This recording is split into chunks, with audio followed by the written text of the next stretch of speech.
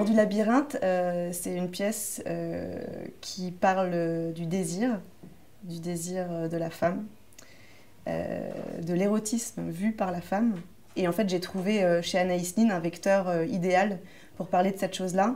puisque elle, c'est une femme qui a vécu donc au XXe siècle, qui est une figure marquante de la littérature, et qui, en plus, dans sa vie, est quelqu'un qui était assez avant-gardiste et qui a combattu toute sa vie pour vivre une vie de femme libre, engagée, sans concession, et qui, en même temps, s'est interrogée tout au long de son existence à travers un journal qui n'a été publié dans son intégralité que tardivement, sur qu'est-ce que c'était qu'être une femme. C'est une forme de féminisme qui n'est pas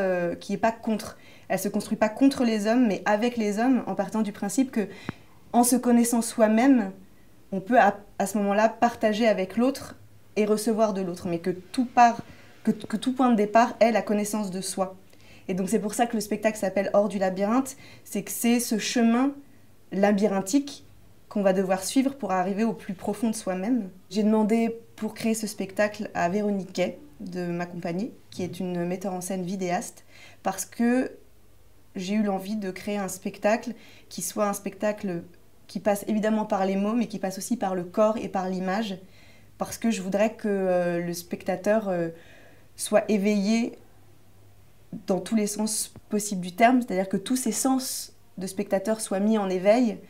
et qui sortent de là avec l'envie de désirer.